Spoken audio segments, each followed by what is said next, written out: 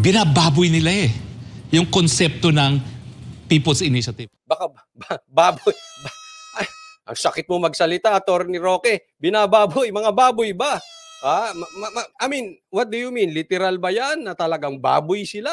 Matataba or ano? Binababoy ang People's Initiative. Yan po ang didiinan natin. People's Initiative. Huy! Kaya nga ang tawag dyan, People's Initiative. Dapat magaling sa taong bayan. Hindi dapat nanggagaling sa mga politiko na nais makinabang sa pagbabago ng salagang batas. Kung gusto mo maging presidente, gawin mo ang tama na maging popular ka, na manalo ka sa eleksyon bilang presidente. Hindi sa pamamagitan ng pagbabago ng saligang batas dahil alam mong kaya mong maging prime minister.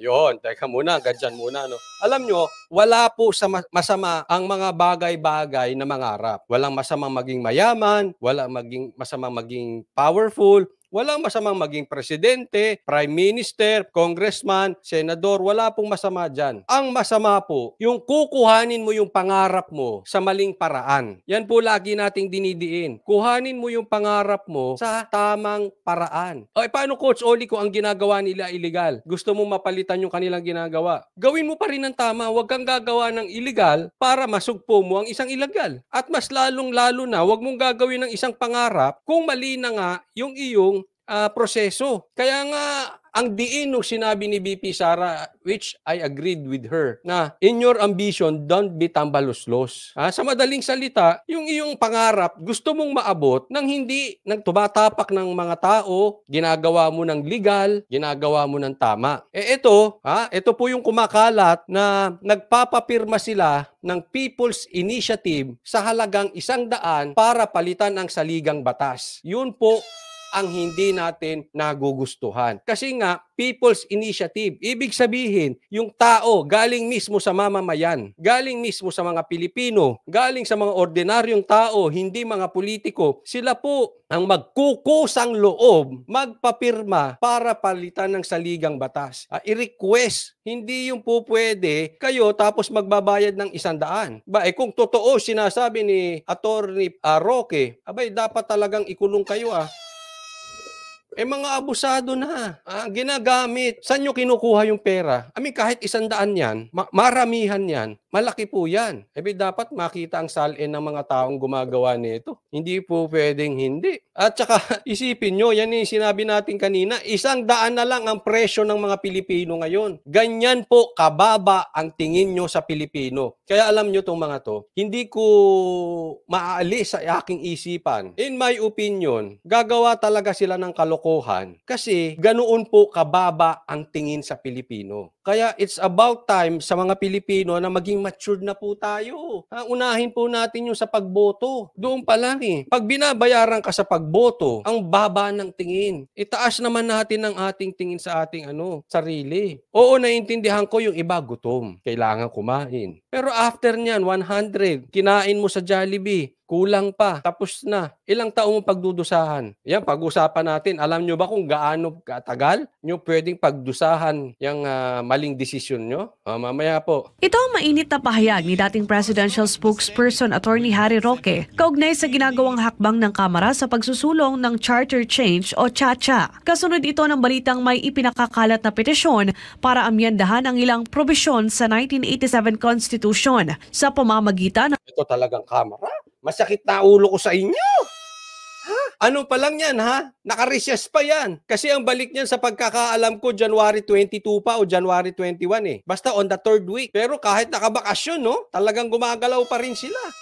Kamara daw ang may pakulo na ito. O sabi sa balita. Sila ang pagalitan nyo, wag ako. Pero kung iyan ay may katotohanan, isipin nyo, kung nakabalik yan sa January 22, mas lalong aktibo, mas lalong malaki problema natin. Mas malaki ang dapat nating bantayan. Ito, in my opinion, pasensya na po. Opinion ko ito, hindi na po kayo nakakatulong, Kamara. Hindi naman lahat kasi may mga Duterte pa rin dyan. But anyway, sa kabuuan, ano na ba talaga ang nagagawa ng mga nasa Kamara para ibaba ang presyo ng bigas, ibaba ang presyo ng bilihin? Pambihira o saan na tayo napupunta, hindi ko na maiintindihan itong mga to. O ngayon naman, pupunta kayo sa sa Ligang Batas naman. Ang People's Initiative. Sabi ni Albay 1st District Representative Edsel Lagman, hinihimok daw ng naturang inisyatibo ang mga mamamayan na pumirma kapalit ng 100 piso para Lupit, no? 100. No? Ito sabi, Coach, ginawa nila yan sa amin. O sabi to ni Sikad, Bisdak,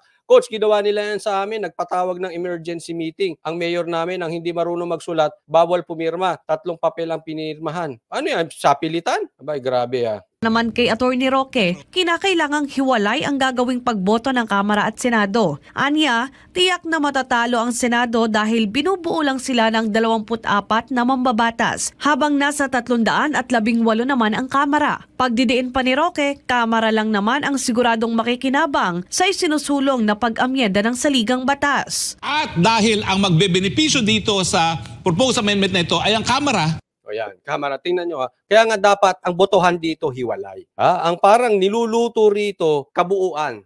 Ipaliwanag ko anong difference pag kabuuan at hiwalay. Ang Kamara at Senado. Kasi kung magbobotohan sila ng magkahiwalay, kung sinong nanalo sa botohan patungkol sa Chacha dito sa Kamara at titingnan din kung sinong nanalo dito sa botohan dito sa Senado. Ganun po. Pero pag kabuuan lang yan, pag pinag-isa, ibig sabihin per member, per isang politiko. Ilan lang ang senador? 24. Ilan ang Congress? 318. So kahit bumoto ng no, wag gawin yan. Ang Senado, wala silang magagawa. Kaya nga ang request dito ni Roque, magkahiwalay ang botohan, hindi pwedeng pagsamahin. Isipin nyo na lang, yung ginawa nila kay Tebes, na 0 yung boto kay Tebes, na hindi pwedeng mag-attend. Ibig sabihin, hawak ni Tamba ang Kamara. Hindi man lahat, pero karamihan dyan. Sa 318, ibig sabihin, bumoto lang dyan, halimbawa 300 lang, in favor of Tamba. O di ano ibig sabihin nun? Panalo na, papalitan. Ganun po yun. Ito masakit. Tatandaan po natin. Sino ba ang makikinabang? Andyan lagi nyo titingnan. Kahit saan bagay. Sino ang nakikinabang pag meron silang gustong gawin? Tapos, pag nasilip nyo kung sinong makikinabang, doon nyo silipin kung tama ba o mali. Ngayon, puntahan natin, sino bang makikinabang dito? Kamara. Bakit kanyo Kamara? Kasi pagka napalitan yan, gusto nilang gawin tayong parliamentary. Hindi na presidente po, prime minister na. Okay? Pag naging parliamentary tayo, malakas na po ang Kongreso. At pag malakas ang Kongreso, alam nyo na, may mga pabor dyan, hindi natin alam, may mga proyekto, etc., pero makapangyarihan yan. Sila ngayon ang lulutang na makapangyarihan sa buong Pilipinas. Bakit kanyo? Kasi hindi na po Pilipino ang maglalagay ng Prime Minister. Hindi po. Yung pinakamataas na posisyon, hindi po Pilipino maglalagay. Ang maglalagay niyan ay ang Congress na. Ang mga congressman. Naintindihan nyo po, magkaiba po ang presidential at saka parliamentary. So yung magiging Prime Minister, ang maglalagay diyang Congress. Hawak ni Tamba ang Congress. Yun ang masakit doon. At sa aking pagkakaunawa, wala pong limit ang Prime Minister. Unlike pag presidente ka 6 years, hindi ka pa pwedeng tumakbo ulit. Naintindihan nyo? Kaya nga kung tutuusin, ang galing pa sana ni PRRD, pero hindi na siya pwedeng tumakbo ulit Naunawaan? Kaya kailangan niya ng bitawan after 6 years. Dito hindi. Hanggat hawak ng Prime Minister ang congressman, hanggat masaya ang congressman, ibig sabihin hanggat napababiyaan sila ng proyekto, kung ano-ano, travel expenses, kung ano-anong expenses na budget, kasunduan, etc., ang Prime Minister hindi pwedeng maalis. Bakit? Malakas sa congressman So, ibig sabihin, ang isang Prime Minister pwedeng 1 taon lang, 5 taon, 10 taon, o 20 years. Gaya ng dati. Ngayon nga hindi na kayo makatiis sa nangyayari sa Pilipinas. 1.5 taon pa lang. Imagine niyo, Prime Minister nyo, si Tamba, for 20 years. Type nyo? Sige nga. Imagine niyo lang. Baka hindi nyo ma-imagine 2 years Prime Minister si Tamba Posible yan, Hanggat alam nyo naman ng Congress Hanggat nabibiyayaan yan, hindi ko sila iniinsulto, but reality, make them happy. At lahat po ng Pilipino, masaya yan, basta busog yan. Kaya nyong tanggalin si Tamba? Hindi nyo na matatanggal yun. Kaya eto, pagtuunan natin ng pansin. Pagtuunan natin ng pansin to, hindi dapat makalusot to. Kaya nga sabi, even si Amy Marcos, which I don't promote her, wag niyo pong iboboto si Amy Marcos, ito maliwanag. Pero hindi kasi kaya maging presidente nito eh. Mamaya ipapatunayan ko sa inyo bakit hindi kaya ni Romualdez maging presidente. Hindi niya kaya eh. The only way is malipat tayo sa parliamentary, kaya wag na wag kayong papayag. Hindi masama ang parliamentary. But as of now, sa kasamaan ng ating politika ngayon, wag muna tayong magpalit kasi masisingitan yung batas na yan nang hindi natin nang alam ng kalokohan. Ngayon nga, na-focus ang tao sa ibang balita eh. Naalala nyo? Na-focus tayo sa ibang balita, bigla na lang na-approvean yung napakalaking budget. Ganyan sila gumalaw. Ifo-focus ka lang nila sa ibang balita tapos may nilulusot na silang balita. Diversion yan. Mga kapatid, iingat po tayo dyan. Saka na natin isipin. Again, hindi masama. For me, marami na kailangan talagang palitan sa batas. Okay? Kaya lang, hindi ito ang timing. Kumbaga sa isang bahay, bulok na. Pero kung tatawag ka lang din ng palpak na karpintero, wag na muna. Wag na munang i-renovate yung bahay. Ipagpaliban mo na lang muna sa ibang araw hanggat sa makahanap ka ng matitinong karpintero. Same thing here. Yes, bulok na ang ating batas. Paso na, makaluma na, pero wag muna ngayon. Pakiusap ko sa inyo, wag kayong papayag na ngayon gawin ito. Dahil masusunod na ang gusto ng Kamara kung paano baguhin ang ating saligang batas at isa na dyan po yan ay para buwagin nga ang Senado at gawing Parliament ang Kongreso para sa ganon ang Speaker ang magiging Prime Minister. Kasunod dito ay nanawagan din si Roque sa taong bayan na maging matalino at mapagmasid.